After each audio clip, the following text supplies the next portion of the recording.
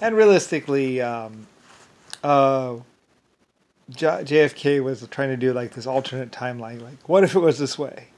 But it's not this way, I would say. I'd say, but what if it was? And it's like, but it's not. Like, where, like, well, I mean, they had like Rosie the Riveter or something, and Rosie was this guy on one of the submarines that his dick would glow red when he got all hard, and he would rivet girls because he was an interesting guy or something like that. And it's really sick. But that's really basically, they had all these, well, I had like these female calendar, whatever, and they had their own little thing going on in those White Star submarines. Those white submarines basically were like Rosie, old Rosie's gonna take care of you. They would say to some of the, to the girls. And the girls would think that, oh, okay, a girl's gonna come and deal with us. But Rosie the Riveter was like Rose or something or someone like that, where his dick would grow and his dick would glow all red or something. It's an old time thing. Anyway, there was all kinds of horrible stuff going on down inside those submarines. Anyway, it wasn't until later on when we actually got a crew to actually get one of the submarines to come up, where we actually just sat above them until they finally came up and hit them and basically dropped. We literally dropped jet chargers over the side until they went boom, and basically until they finally decided to come back up because they were running out of air. And we knew they had to come up for air. And it's possible we might have even used a crane to yank them out of the water. They really did not want to. And we also did some other stuff where we basically lured them into a channel or something, chasing after one of my nice little boats going, come get me, come get me. You know, basically a nice tempting cargo. And finally when they came up, we got them. Anyway, basically, yeah. So we found out about old Rosie the Riveter and all this and all that other stuff, and pretty much they should have gone to prison for the rest of their lives. Anyway, but they were trying to kill me. And later on they tried to kill a lot of other people, and basically they really didn't want me to tell people who I was, and they really didn't want me to be known because of the fact that I was going to tell everyone about basically Nixon's little plan to blow up the whole world in year 2000. But if I had been that unknown, then everybody on Earth would be dead. So, how's that for an alternate timeline? Anyway, whatever. I don't really care. Like I say, I don't care. I don't care at all, and basically, it's just where basically Earth was this giant nightmare of death and destruction, and basically a bunch of people lying about who they were, what they were, how they came to power, what was going on. Only they had a lot more news and a lot more money, and basically just ran around killing people. Anyway, I'm tired. I'm going to go to sleep. It's late.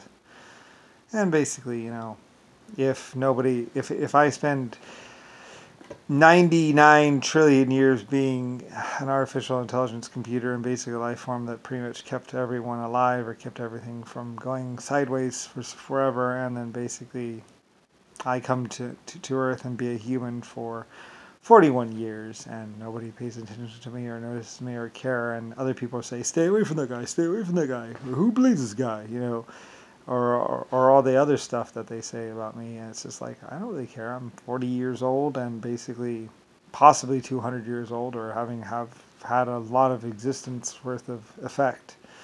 And basically, you know, if no one wants to basically snuggle or hug or shake the hand of their creator, then oh well.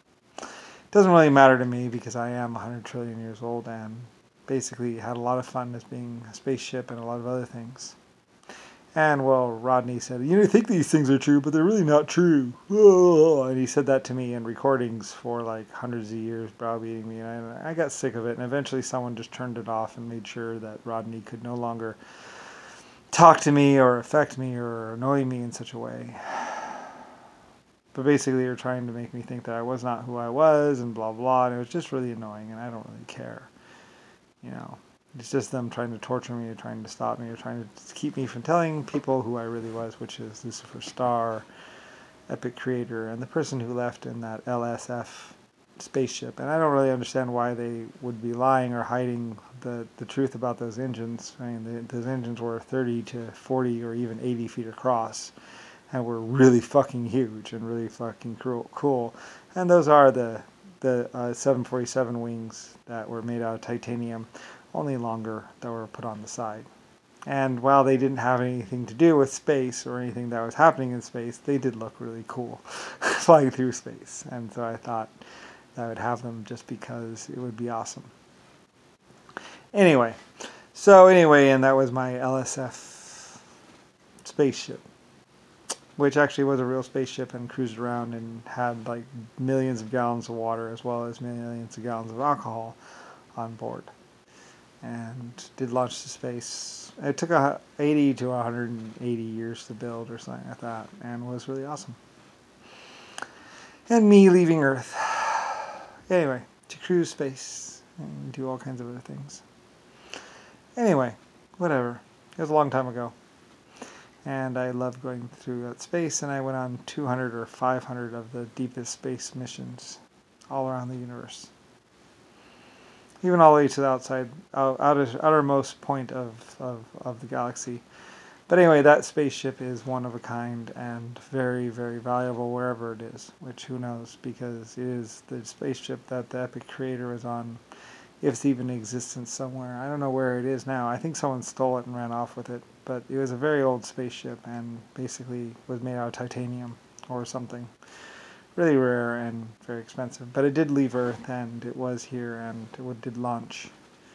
And basically Richard Nixon, John McCain, and all of them tried everything they could do to destroy it or take me out, and then say that I had killed the crew and that I had ejected them to space, or that I had forced them to fly somewhere until they were dead. And it was a generation ship, and there was babies born on it and stuff like that.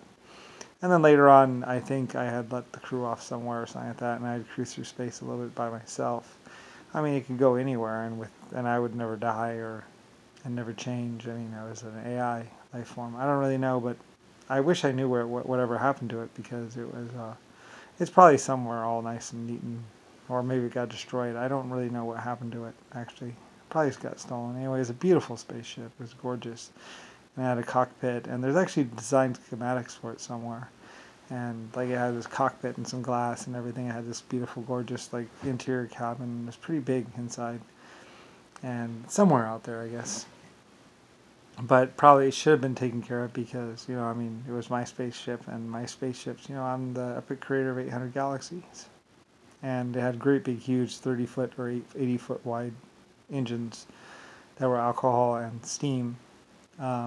Water vapor engines, and they would work very well, very easily in space, and it was a very, very epic ship and really cool.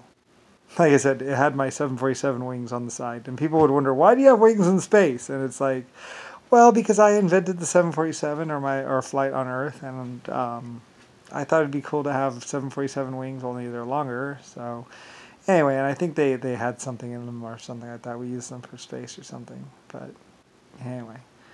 And they're really cool. So anyway, mostly for the coolness effect of having the wings of the 747 on there. Just to say that I was from Earth, and or my ship was from Earth. I did a lot like, oh, I'm from here. Yay, I've been here. Anyway, and I love my ship, and I love my crew very, very much. And I did whatever they wanted. Because, I mean, I could live for, like I tell them all the time, I was like, I'll live forever. Like, I mean, it takes a long time for these, for my inner workings to degrade. It's you guys I'm worried about, because you're life forms and you're going to die in a set period of time. So I'll go wherever you guys want me to go. Like, if you want to go back home, we'll go back home. If you guys want to go on to the next planet, we'll go on to the next planet. But it's up to you. So so they decided, and they chose, and they voted, and basically I went wherever they want. I mean, I was the onboard computer, and I just loved it. I mean, I loved, like I said,